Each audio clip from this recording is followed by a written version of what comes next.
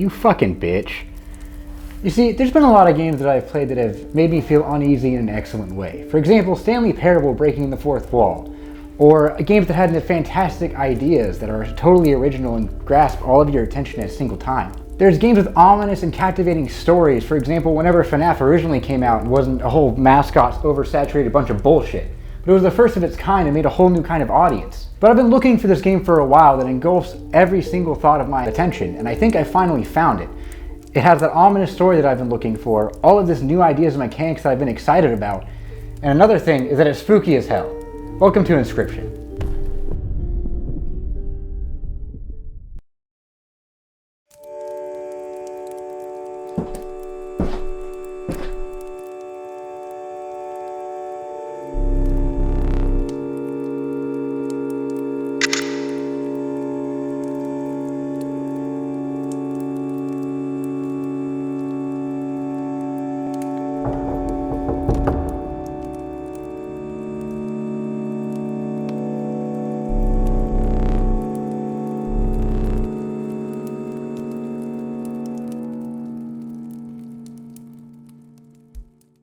Now there is a lot to dive into about this game, like a lot, like a fuck ton. And I want to dissect it throughout this video and share it with you guys.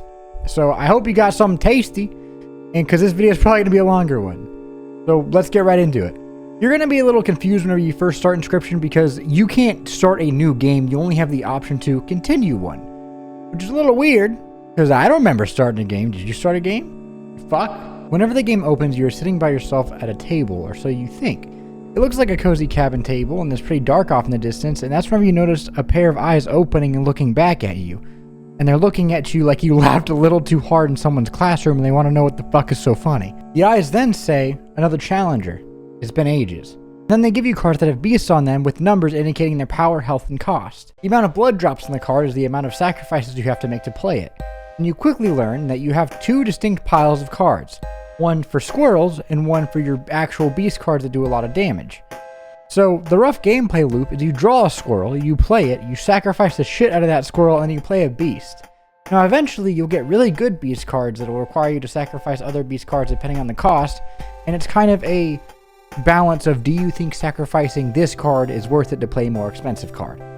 The squirrels kind of act in a similar way of mana and magic, but you can also do some pretty cool things with them later on, and I'll talk about that. The ultimate goal is as you play these beast cards, they will attack automatically at the end of your turn. If there is no beast in the opposing lane of that card, it will do face damage to the opponent that's across from you, the black figure with the eyes that's staring at you very dominantly. If you hit this figure in the face with no beast opposing it, it'll deal direct damage, and the amount of points that you hit the dark figure for, it'll be put on a scale to the left of the playing map. Now whenever you get damage done to you, it also gets put on the scale in your favor.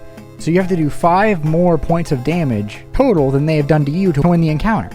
You indicate that your turn's over by ringing the bell, and then it becomes your opponent's turn. However, after he tells you all this, you quickly realize that the way that he is talking is literally just bass noise.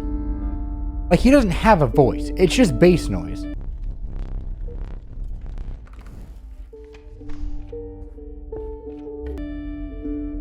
And it's kind of one of the coolest things I've ever heard. The game will then go into depth on what the sigils mean and how they affect different cards.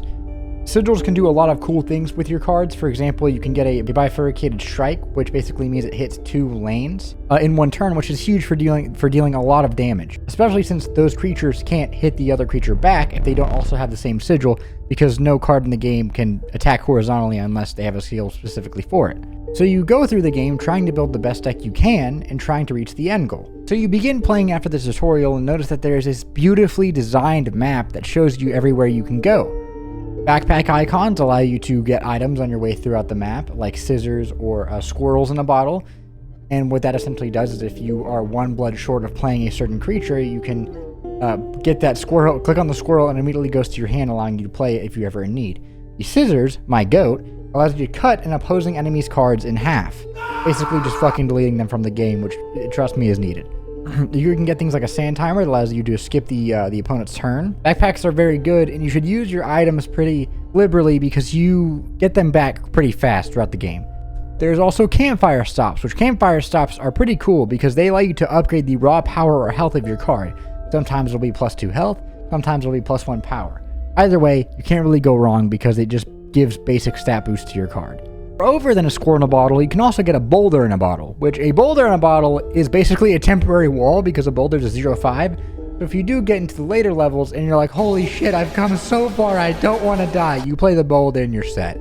So you work your way through this map trying to build the best deck you can with the best synergy you can with the cards that you're given throughout all these stops. And you're going to work your way through this map and try not to die, but eventually you will. And whenever you do, something fucking crazy happens. You see, I thought that this was just a normal card game that pretty much had you glued at a table in this kind of view and perspective. I was wrong, because after you die for the first time, the mysterious figure looks at you from across the table and goes, "Get up and get me the candlestick from atop the barrel." I was like, oh, okay, cool, I'm sure it's going to play a cutscene.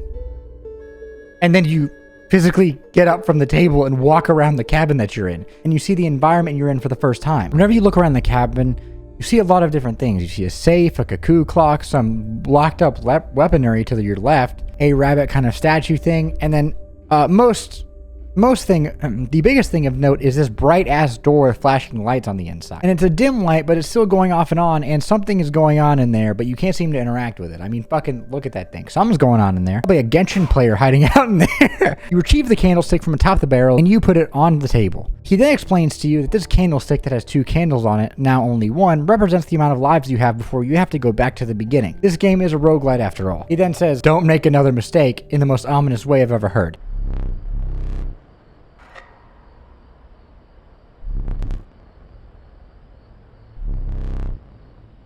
What? What? What?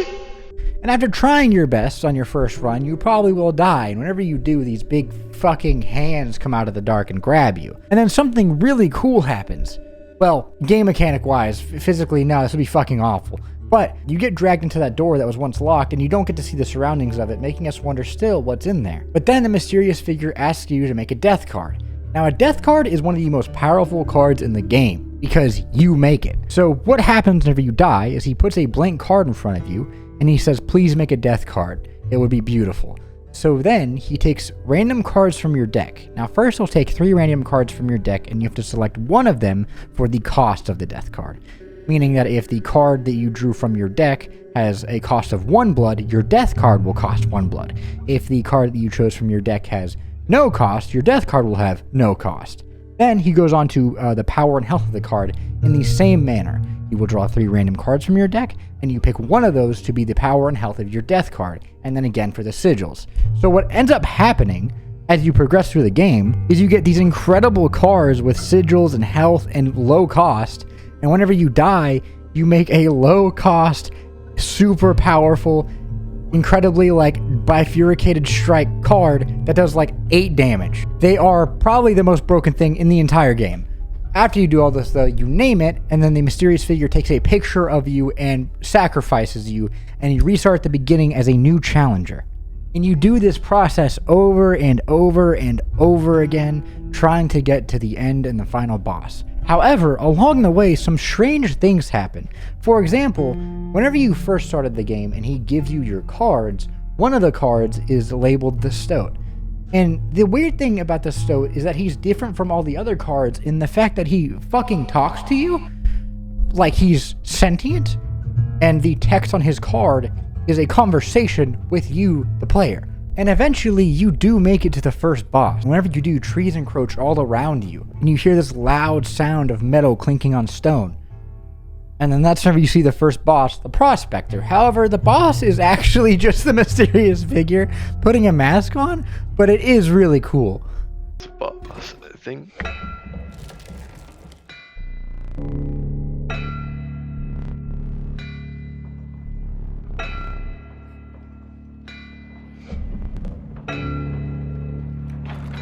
Not the Prospector. And you get past his first stage because all bosses in this game have 2 health bars, just like you, the player, to make it even. Because this game wasn't fucking hard enough already, right? So then, you get to the second stage and you're like, yes, he's only 1 health stage away from dying, I might be able to make it to the second zone. And then he does this shit. No. What?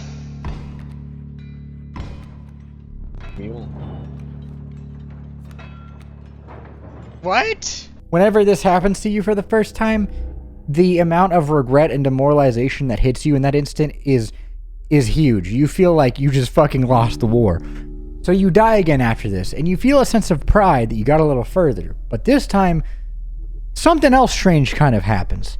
Whenever you restart, the stoat begins talking to you and giving you hints as to what's actually going on here.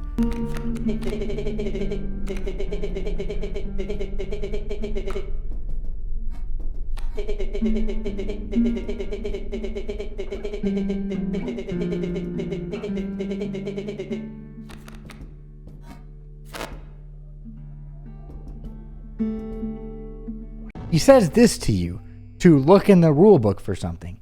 So you do open the rulebook to your left and you find the code. And just so happens to be that there's a safe to the right of you in the cabin. So you get up and you input the code on the safe and you open it. And what you end up getting is a key, but also besides that is another card named Stinkbug, which is weird because this one also speaks to you. Stinkbug also costs bones instead of blood. And this is where bones kind of start to get more prominently pushed onto the player as a gameplay mechanic, and it's a wonderful gameplay mechanic. You see, from this point on, whenever you sacrifice a squirrel, or any creature for that matter, or a creature of yours dies, you will get a bone. And bones can be used to play other creatures like Stinkbug or certain kind of undead looking creatures like bats. Now, whenever you get the key, you can use it to open a wooden box looking thing behind the mysterious figure. Whenever you do, it reveals these puzzles. Now, the puzzles are actually boards that could be played in the actual game. The goal is to arrange the board so that you would do 5 damage in one turn. And whenever you solve all these puzzles, you get cool items like the skink. And it gives you the cage wolf, which is important because whenever you play it, whenever you add it to your deck and you begin playing it on this run, and eventually it does die because it has the same health as a boulder, instead of fading away, it puts a wolf in its place. But then you'll notice that whenever the wolf in the cage dies and the wolf gets let free on the board, you hear a noise in the cabin. And as you look behind the mysterious figure, you notice that there was a statue that was once a wolf in a cage, and now the wolf is free. If you pick up that wolf and you go and put it next to the rabbit statue that I mentioned earlier, it will unlock and activate a certain mechanism giving you the knife. Now, what can you do with this knife, you may be asking? Well, I'm about to show you. If you're about to lose the game, you can use the knife to pop one of your eyes out and put it on the scale to even it out for a little longer, or maybe win a match if you're just ready to get it over with, if it's slightly in your favor. This tool came very in handy. I guess handy's not the right term for that. So you go as far as you can, right, making it to the second boss, but on your way there you start to notice something. Stoat and Stinkbug start looking a little strange. Stoat starts to get a unnaturally square face, and Stinkbug starts to look a little more emaciated. So you keep going, and whenever you reach the second boss, the Angler, you know how the first boss's whole gimmick was that he turned your cards into gold? Well, the second boss's gimmick, the Angler, is that he just fucking takes your cards. And he indicates which ones he's going to take by the hook symbol on the board. Whatever card that it's over, that's the one he's going to take. But there's an easy way to prevent this. Since he picks the freshest fish, or the latest card that was played, you can keep a spare squirrel in your hand, or you can play a squirrel in the bottle to get him off your ass to not take your powerful cards. His first phase is really easy. The second phase is where he kind of fucks with you a little bit more. You see, whatever column of your side of the board has a creature in it after you beat his phase 1 will get fresh bait put in front of it. Now, it's only like a 0-2, a 0-1, so it's really not that bad. But if you hit it, what ends up happening, and if you kill it, is that a great white shark gets played in its place, and that's 4-3. So it kind of becomes a problem.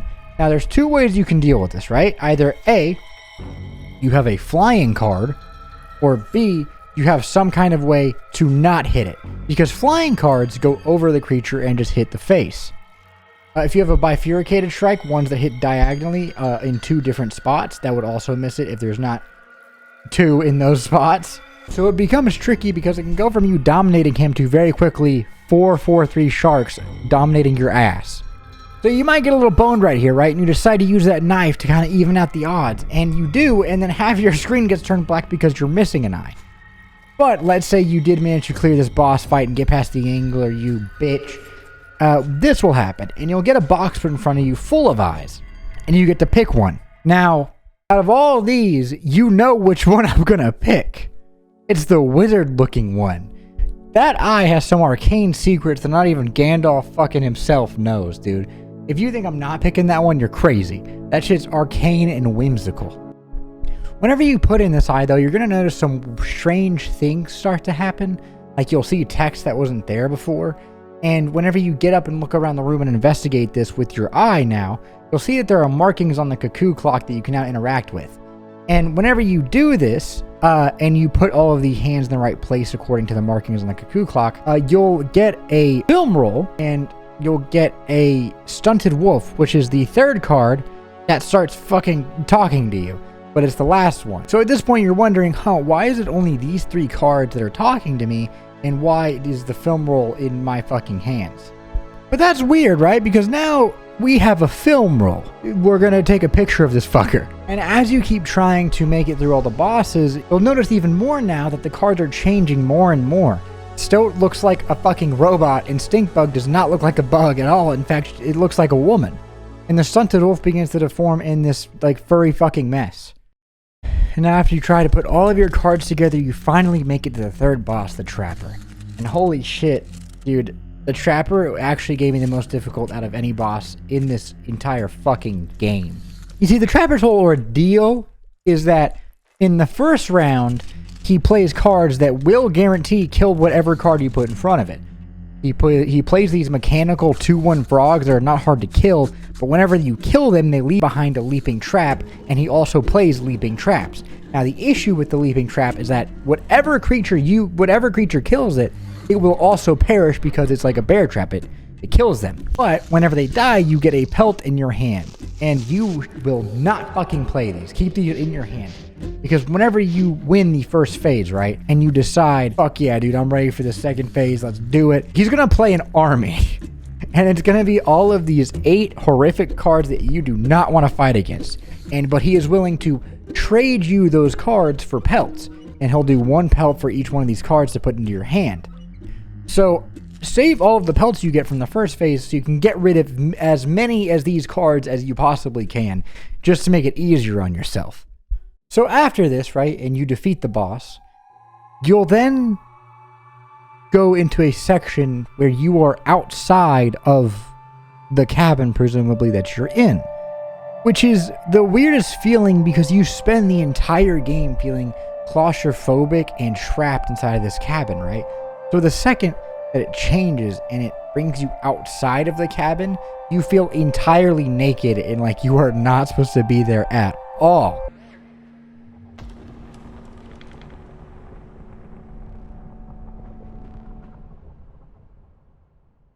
But as you go through and you walk down this forest towards the cabin, a huge hand will appear in front of you. And it is the mysterious figure, and he's offering to do trials with you for advantages in the upcoming boss fight that you're about to fight. Now, it can be any kind of different trial, whether it be like he's going to pull 3 cards from your deck and one of them has to be a flying card. He'll pull 3 cards from your deck and one of them has to have a certain sigil on it or equal up to a certain amount of power. But now you have to do 2 or 3 of these, and the bonuses you get from them are incredible. So you really want to hit all of these and try to pass all of these trials. You can either get starting the game with a black oat on your board, which you can sacrifice for 3 blood instead of 1, or you can draw 2 cards in a turn instead of 1, which is fucking huge, or something like you start off the game with 8 bones, meaning you don't have to sacrifice creatures to play your bone cards, which is huge for a starting advantage. So after you do these trials and you go into the cabin, the final boss starts to play, and you're in the cabin by yourself in the dark for roughly 2 to 5 seconds. A light turns on, revealing who's been sitting across from you this entire time. It is a tree-looking person. He looks overgrown and old, but not like us at all. And he talks about how surprised he is that you are one of the only challengers to ever make it to this point. And then the boss battle fucking starts. And it is so incredibly intense. There's purple aura everywhere. You can see the moon behind him. And in his first phase, he will switch between one of the 3 bosses every turn and use their abilities against you. Meaning he can turn to the Trapper, the Angler, or the Prospector. which it really fucking sucks because he'll just become the prospector, get rid of your cards, and then go into a different thing, and now you have no cards to defend yourself with because they're all fucking gold. And this time, the boss has 3 health phases instead of 2. And whenever you beat the first phase, the second phase is the same thing as the first, but this time he plays previous death cards that you have made. And the death cards are fucking scary because they're all very powerful. So you manage to get past this phase, and then the third phase, you fight the fucking moon. He takes a picture of it and then puts it on the board, and it takes up all 4 of his slots, and it does 1 damage to every single row and has 40 health. So then after sweating and crying and vomiting from this boss fight, you finally get past it, right? And what ends up happening is he says he must sacrifice you, but he leaves that camera in that room with you. You pick it up, and he notices you're trying to take a picture. He tries to take it away from you, but you get him in time.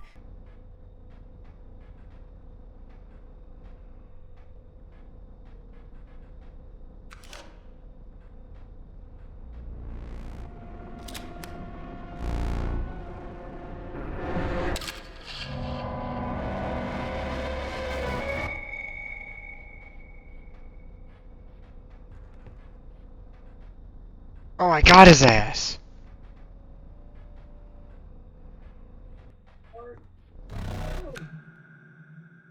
Did you just kill him? I don't know. I don't like this. I don't like this guy. What's not to like about it? Leaving us with a card of him. And you are finally allowed to see the inside of this room that we have been trying to see for fucking ever. And if you look in the corner, you're going to see the pile of Genshin players that we were talking about earlier. But then you see the new game symbol on the wall, right? And you're probably wondering yourself, what the fuck is that? Because we've been looking for that. I've been wondering where that is this entire time, right? So you click it. And then it disappears. Like, that's weird. I don't see it anywhere. Oh, wait a second. It's in the main fucking menu, dude. So then you go back to the menu, click new game, and guess what ends up happening, dog? The game changes entirely, drastically. Instead of being this ominous fucking thing, you then go to a camera log, and you watch this guy named Luke the Carder open card packs, get a old vintage Inscryption card pack, open it. It has coordinates. He goes to the coordinates and finds a physical, like, disk drive of the Inscryption video game that we're presumably fucking playing, right? So then, whenever we get the new game card after this, whenever we get the new game card and we click on it, the game changes. The game becomes an 8-bit 2D, like, world explorer where you have to take on 4 different bosses and collect cards as you go.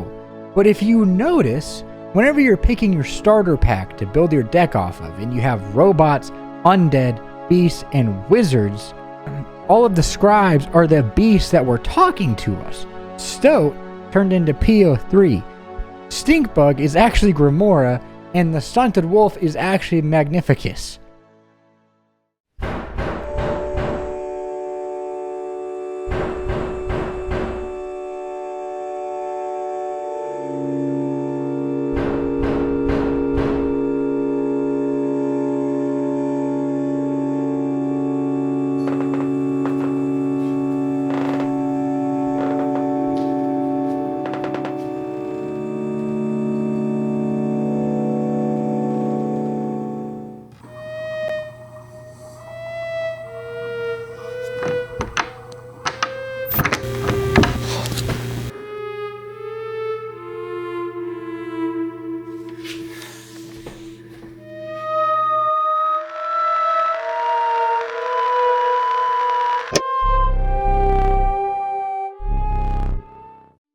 And after you pick your starter pack of what deck you want to build, I picked wizards because they're fucking wizards, you go around and you have to defeat them collecting booster packs as you go and building a deck up from there. And it's no longer a roguelite like it once was. So you go to the cabin, which is where the guy who at the start of the game was, and you realize that his name is Leshy.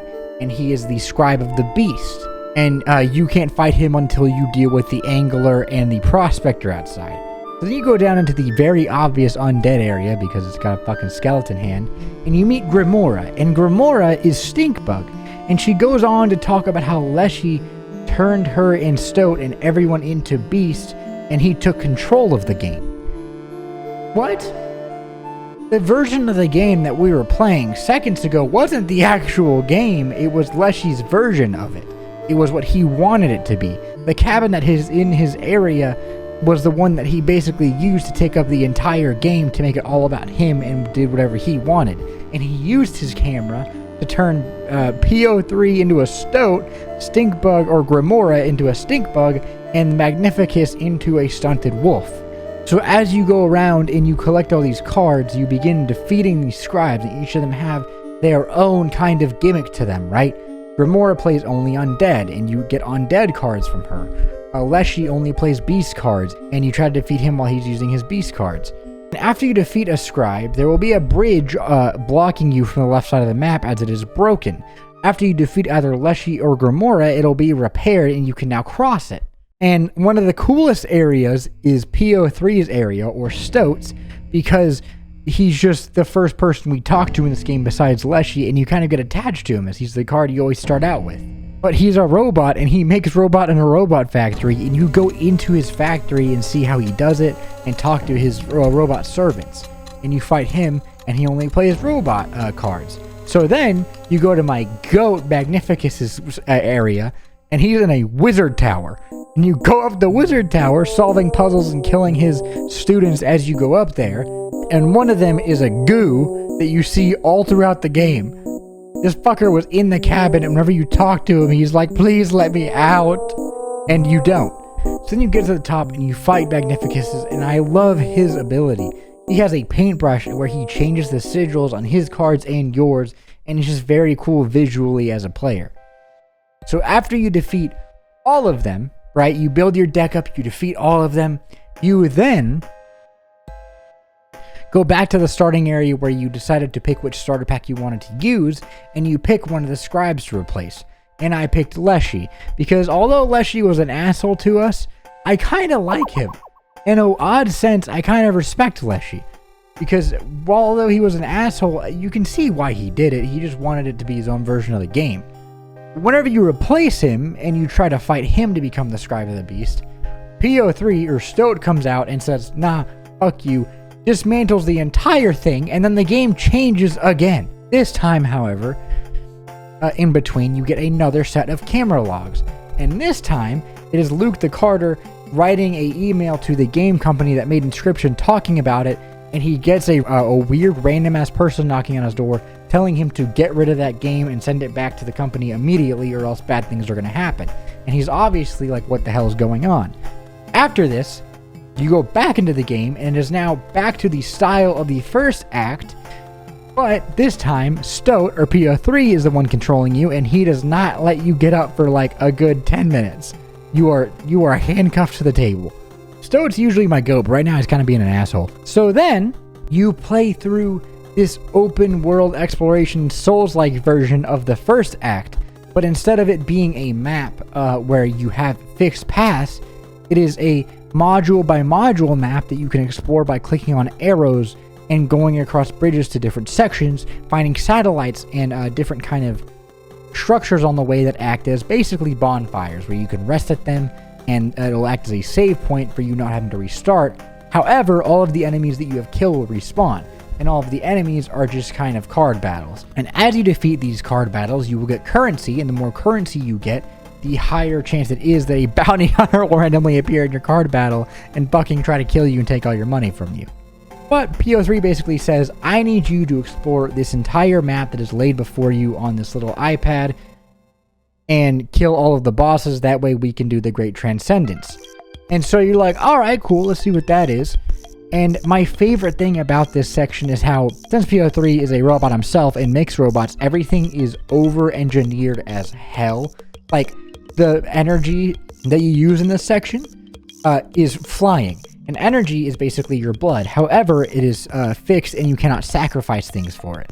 You start off with 1 energy on turn 1, then 2 energy on turn 2, and then 3 energy on turn 3, and it goes up until 6 energy on turn 6. And there are 4 main bosses that you're going to have to deal with here. I want to talk about them with you. Now, as you explore, you might fight a different boss than I did in this order, but you can fight them in multiple orders. And the first one that I fought was the Photographer. And the Photographer is a very easy boss fight, only due to the fact that he takes a picture of the board state, or allows you to, and then you can revert back to that board state.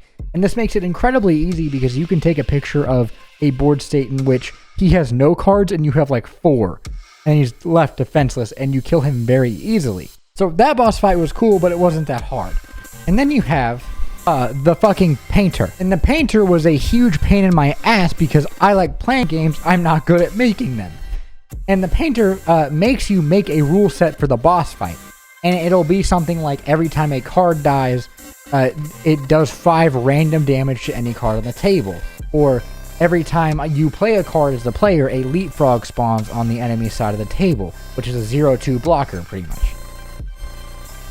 So, this one took me a couple tries, because he makes you make multiple rules throughout the fight.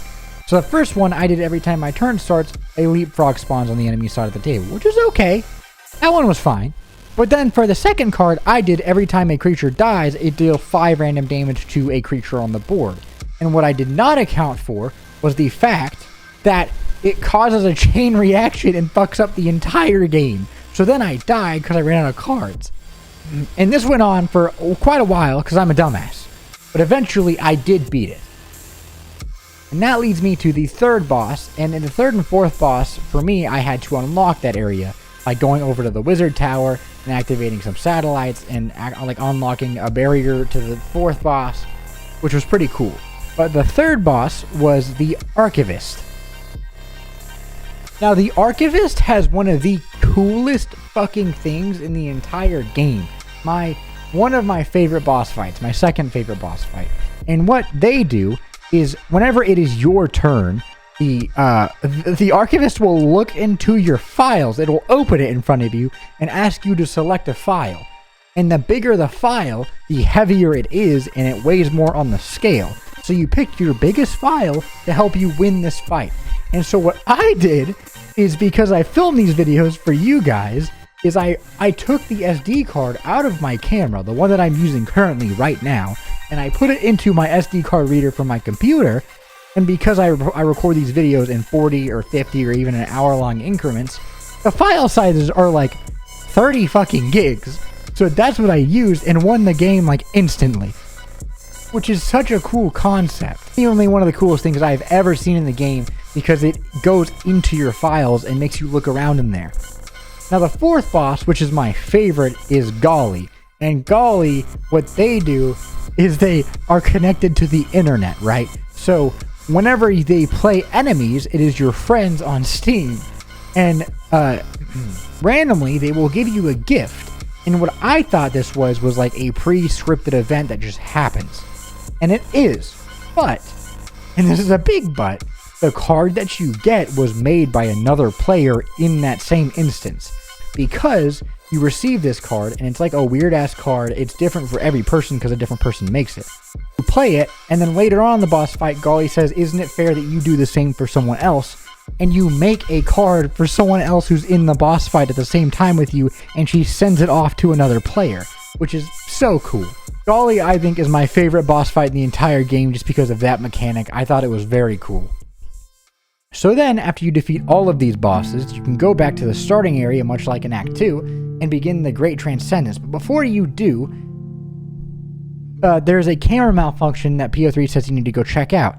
And you go check it out, and what it ends up being is Magnificus, Grimora, and Leshy all in the lower levels of his factory saying he's going to scam the fuck out of you, just keep playing the game, and Leshy's going to take care of PO3. So you go back up, and PO3 is talking to you about the Great Transcendence, and as it is happening, Leshy fucking rips his head off, and the game starts going haywire and deleting itself. And what happens after this point is some of the most emotional and gut-wrenching moments for these characters that I don't truly know, but you can tell that they are genuinely scared.